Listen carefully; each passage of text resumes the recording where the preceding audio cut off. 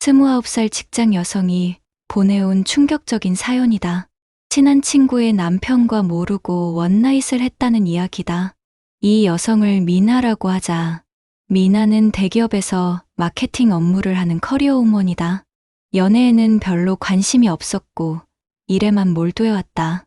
그런데 작년 말 회사에서 큰 프로젝트가 끝나고 스트레스가 극에 달했다. 몇 달 동안 밤낮 없이 일만 했는데 결과가 좋지 않았다. 상사들에게 질책도 받고 동료들과도 관계가 틀어졌다. 그때 직장 선배가 클럽에 가자고 제안했다. 평소라면 거절했겠지만 그날은 현실을 잊고 싶었다. 술을 마시고 싶었고 스트레스를 풀고 싶었다. 그래서 처음으로 클럽에 따라갔다. 홍대에 있는 유명한 클럽이었다. 음악도 시끄럽고 사람도 많았다. 평소 미나의 스타일은 아니었지만 그날만큼은 달랐다. 술을 많이 마시고 춤도 추고 소리도 질렀다. 그동안 억눌러왔던 스트레스가 모두 폭발하는 기분이었다. 그때 한 남자가 다가왔다. 키가 크고 잘생긴 남자였다. 정장을 벗고 셔츠만 입고 있는데 몸매도 좋았다. 나이는 30대 중반 정도로 보였다. 분위기도 성숙하고 매너도 좋았다. 술에 취한 미나에게 물을 가져다 주고 안전한 곳으로 데려가 줬다. 처음엔 단순히 친절한 사람이라고 생각했다. 하지만 대화를 나누면서 호감이 생겼다. 교양도 있고 유머 감각도 있었다. 미나가 힘들어하는 걸 알고 위로의 말도 해줬다. 그는 자신을 준호라고 소개했다. 건축회사에서 일한다고 했다. 기혼자인지는 묻지 않았고 준호도 말하지 않았다. 클럽에서 만난 사이니까 깊은 이야기는 하지 않았다. 그냥 그 순간을 즐기자는 분위기였다. 술이 더 들어가면서 둘 사이의 분위기도 달아올랐다. 준호가 미나의 허리에 손을 올렸고 미나도 거부하지 않았다. 오히려 더 가까이 다가갔다. 그동안 연애도 못하고 일만 했던 미나에게는 이런 상황이 새로웠다. 설렘과 흥분이 동시에 느껴졌다. 준호가 호텔에 가자고 제안했을 때 미나는 고민했다. 평소 같으면 절대 그럴 사람이 아니었다. 하지만 그날은 달랐다. 모든 걸 잊고 싶었고 새로운 경험을 하고 싶었다. 그래서 결국 따라 나섰다. 호텔로 가는 택시 안에서도 서로를 만지고 키스했다. 호텔에 도착해서는 더 이상 참지 못했다. 엘리베이터 안에서부터 뜨겁게 입맞춤했다. 방에 들어가자마자 옷을 벗기 시작했다.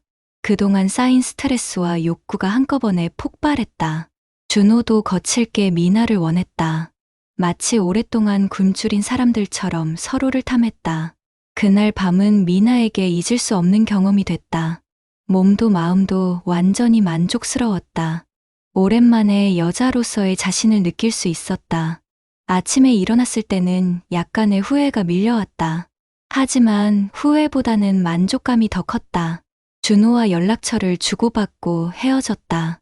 그 이후로 가끔 메시지를 주고받았다. 만나자는 제안도 몇 번 있었지만 미나는 거절했다. 그날 하룻밤으로 끝내고 싶었다. 더 깊은 관계로 발전하고 싶지 않았다. 일회성 만남으로 충분했다. 그렇게 몇 달이 지났다. 미나는 그날의 일을 추억으로 간직하며 평범한 일상을 보냈다. 직장에서도 새로운 프로젝트를 시작했고 상황도 나아졌다. 그런데 지난달 대학 동창 수진이가 결혼한다고 연락이 왔다. 수진이는 미나의 절친한 친구였다. 대학 때부터 지금까지 가장 가까운 사이였다. 서로의 비밀도 다 알고 있는 사이였다. 수진이가 2년 전부터 사귀던 남자친구와 결혼한다고 했다. 미나는 기뻐하며 축하해줬다. 수진이의 남자친구는 몇 번 소개받은 적이 있었다. 하지만 제대로 본 적은 없었다. 이름도 기억나지 않았다. 그냥 좋은 사람이라고만 들었다. 결혼식 날짜가 정해지고 미나는 들러리를 서기로 했다. 결혼식 준비를 도와주기 위해 수진이를 만났다. 웨딩드레스 고르는 것도 함께하고 화장품도 함께 샀다. 그런데 수진이가 약혼자 사진을 보여줬을 때 미나는 충격을 받았다. 그 사진 속의 남자가 바로 준호였다. 클럽에서 만나 하룻밤을 보낸 그 남자였다. 미나는 순간 머리가 하얘졌다. 손이 떨리고 심장이 빨리 뛰었다. 수진이는 미나의 표정 변화를 눈치채지 못했다. 행복에 빠져서 남자친구 자랑만 하고 있었다. 미나는 겨우 정신을 차리고 태연한 척했다. 하지만 머릿속은 복잡했다. 어떻게 이런 일이 일어날 수 있을까? 수진이의 남자친구가 왜 클럽에 나와서 다른 여자와 잤을까? 그것도 하필 자신과. 미나는 혼란스러웠다. 수진이에게 말해야 할지 고민됐다. 하지만 결혼을 앞둔 친구에게 이런 말을 할 수는 없었다. 그렇다고 모른 척 할 수도 없었다. 며칠 동안 잠도 못 자고 고민했다. 결국 준호에게 직접 연락하기로 했다. 문자를 보냈다. 만나서 이야기하자고. 준호는 당황한 기색이 역력했다. 하지만 만나자고 답장이 왔다. 카페에서 만난 준호는 완전히 다른 사람 같았다. 클럽에서 보던 자유분방한 모습은 온데간데 없었다. 초조하고 불안해 보였다. 미나가 수진이의 친구라는 걸 알았을 때 얼굴이 하얘졌다. 준호는 사과했다. 그때 술에 취해서 실수했다고. 평소에는 절대 그런 사람이 아니라고. 수진이를 정말 사랑한다고. 결혼도 진심이라고. 미나에게 이 일을 비밀로 해달라고 간청했다. 수진이가 알면 결혼이 무산될 거라고. 자신도 후회하고 있다고. 다시는 그런 일 없을 거라고 약속했다. 미나는 준호를 보면서 복잡한 감정을 느꼈다. 한편으로는 화가 났다. 기혼자도 아니고 약혼자가 있는 사람이 왜 그런 짓을 했는지. 다른 한편으로는 자신도 공범이라는 생각이 들었다. 모르고 했다지만 결과적으로 친구를 배신한 셈이었다. 준호는 계속 애원했다. 자신의 인생이 망가질 거라고. 수진이도 상처받을 거라고. 그냥 없었던 일로 해달라고. 미나는 답답했다. 이미 일어난 일을 어떻게 없었던 일로 만들 수 있나. 하지만 수진이의 행복을 생각하면 말할 수도 없었다. 결국 미나는 비밀로 하기로 했다. 대신 준호에게 경고했다. 다시는 그런 일 없어야 한다고. 수진이를 진심으로 사랑한다면 바람 피우지 말라고. 준호는 고개를 끄덕이며 약속했다. 하지만 미나는 믿을 수 없었다. 한번 바람 핀 사람이 안 피울 거라는 보장이 어디 있나? 그 이후로 미나는 결혼 준비를 도우면서도 마음이 편하지 않았다. 수진이가 행복해하는 모습을 보면 죄책감이 들었다. 자신이 친구를 속이고 있다는 생각에 괴로웠다. 하지만 이미 저질러진 일이었다. 결혼식 날이 다가왔다. 미나는 들러리로 서야 했다. 준호와 마주쳐야 했다. 생각만 해도 부담스러웠다. 결혼식 당일 미나는 최대한 자연스럽게 행동하려고 노력했다. 준호와 눈이 마주칠 때마다 어색했지만 티내지 않았다. 수진이는 너무 행복해 보였다. 웨딩드레스를 입고 미소 짓는 모습이 아름다웠다. 그런 친구를 보면서 미나는 마음이 아팠다. 과연 이 결혼이 행복할까? 준호가 진짜로 변할까? 아니면 또 바람을 피울까? 걱정이 됐지만 어쩔 수 없었다. 결혼식은 성공적으로 끝났다. 하지만 미나의 마음은 무거웠다. 그 이후로 수진이와 만날 때마다 불편했다. 예전처럼 편하게 대화할 수 없었다. 항상 뭔가 숨기고 있다는 기분이었다. 수진이는 신혼생활이 행복하다고 자랑했다. 남편이 자상하고 다정하다고 했다. 미나는 억지로 미소 지으며 축하해줬다. 하지만 속으로는 복잡했다. 그런데 몇 달 후 수진이가 이상한 말을 했다. 남편이 요즘 늦게 들어온다고. 회사 일이 많다고 하는데 의심스럽다고. 미나는 가슴이 철렁했다. 혹시 준호가 또 바람을 피우는 건 아닐까?